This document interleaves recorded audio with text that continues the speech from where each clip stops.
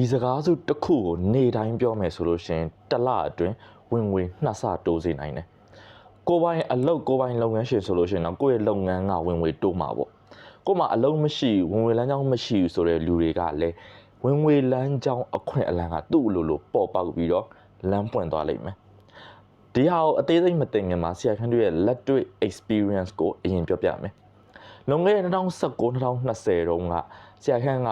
online သင်တန်းတွေဖွင့်ပြီးတော့အသက်မွေးဝမ်းကြောင်းလုပ်နေကြတာအဲ့တော့ကတော့ဆရာခန့်တို့အခုလိုမျိုးပေါ့နော်ဒီ industry မှာလုပ်နေတာမဟုတ်ဘူးဒီ manifestation တွေ energy block တွေဒီ industry မှာလုပ်တာမဟုတ်မတူညီတဲ့တခြား level တစ်ခုမှာဆရာခန့်တို့ဒီ online သင်တန်းတွေဖွင့်ပြီးတော့အသက်မွေးဝမ်းကြောင်းလုပ်နေကြတာပေါ့အဲ့2020နှစ်ကုန်ပိုင်းအချိန်အခါစက်တင်ဘာ6လပိုင်းဝန်းကျင်လောက်မှာပေါ့ဆရာခန့်မှာ idea တစ်ခုပေါ်ခဲ့တယ်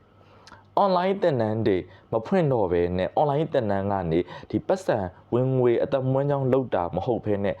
one on one client တွေနဲ့အလုပ်လုပ်ချင်တဲ့ idea ဘာလို့လဲဆိုလို့ရှိရင်ဝင်ငွေပမာဏကအရန်กว่าလို့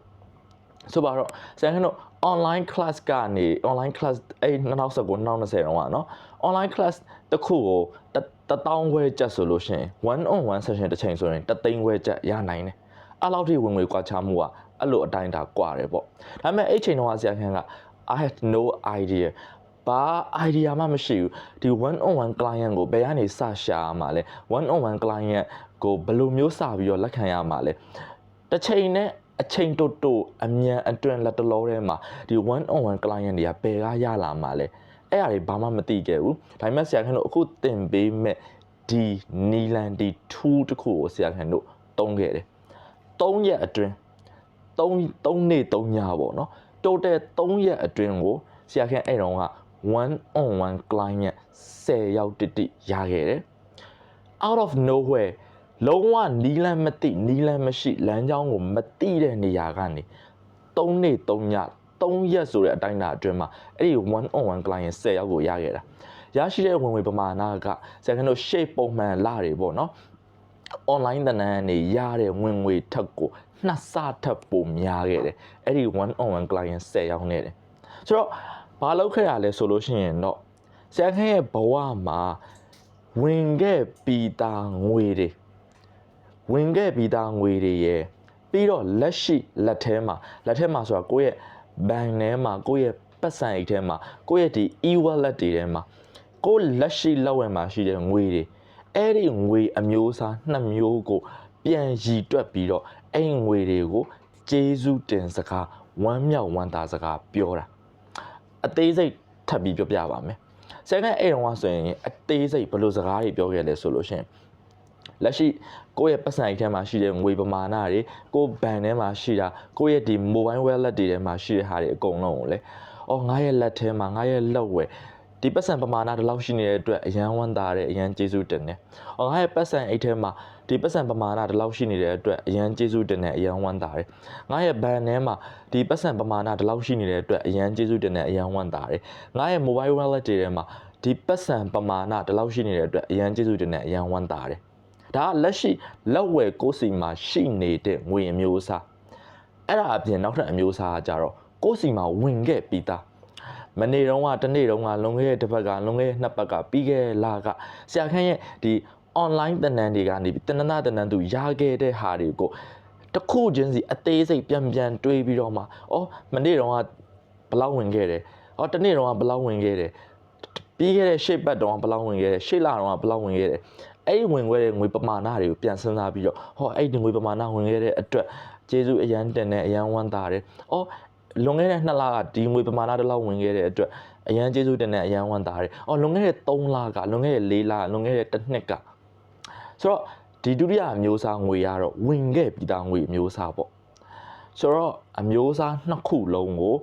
အသေးစိတ်တစ်ခုချင်းစီပြန်ပြီးတော့ပုံရိပ်ဖော်ပြန်တွေးပြီးတော့ယနေ့ကလှိုက်လဲကျေးဇူးတင်စကားဝမ်းသာစကားကိုပြောတာဒီအလုပ်ကိုလုပ်ခဲ့တာ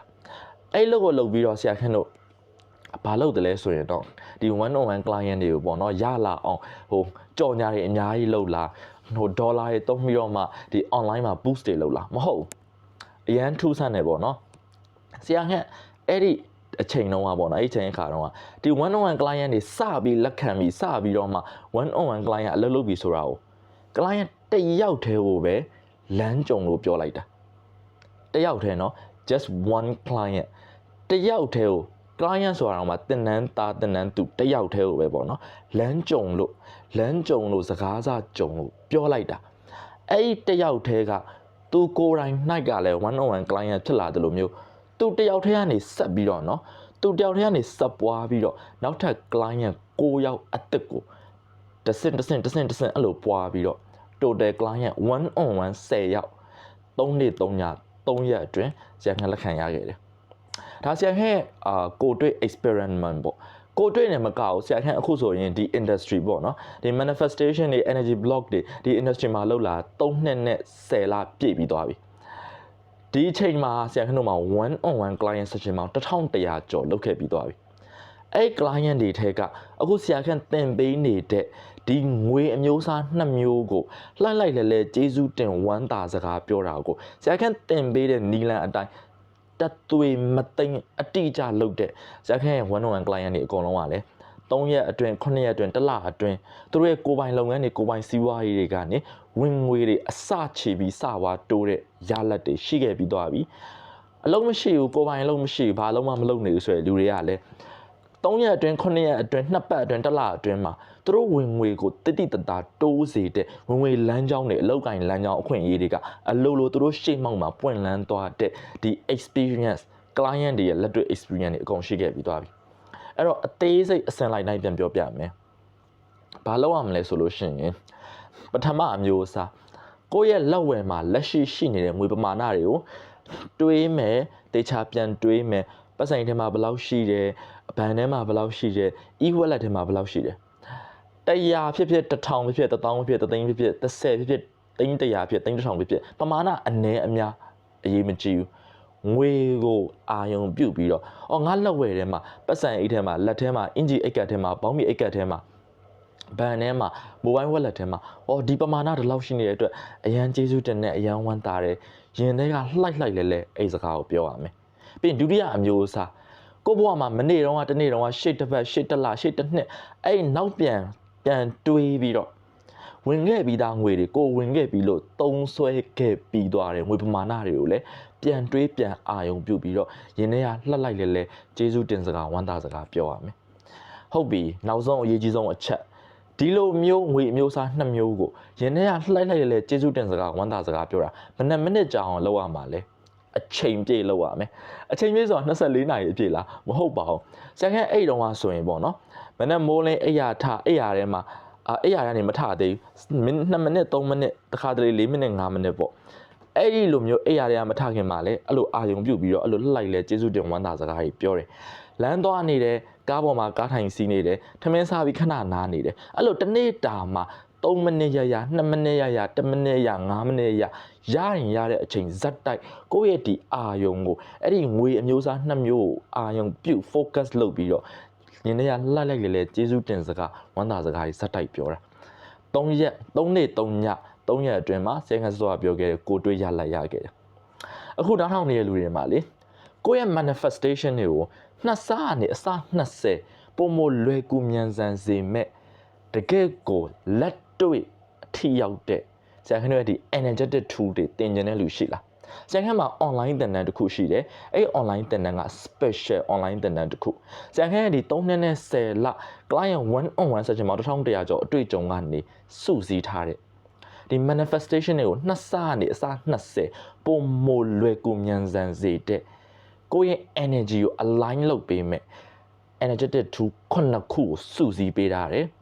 အခုချက်ချင်းအခုချက်ချင်းတက်လို့ရပြီနားမလဲတာအကုန်လုံးကိုဆရာခန့်အောင်တိုက်ရိုက်စာပို့ပြီးမေးမြန်းလို့ရသေးတယ်တန်တန်းကြီးအပြည့်ရ3သိန်းခွဲကျပ်ဒါပေမဲ့အခုချက်ချင်းအပ်မယ်ဆိုရင်9000ကျပ်နဲ့ရမယ်ဆရာခန့်တို့အရောက်100ပြည့်တာနဲ့အဲ့9000ကျပ်ကနေမူလဈေးနှုန်း3သိန်းခွဲကျပ်ပြန်ဖြစ်မယ် Fiverr ကိုတိုက်ရိုက်အပ်လို့ရတယ်လို့ Facebook page မှာလည်းတိုက်ရိုက်အပ်လို့ရပါတယ်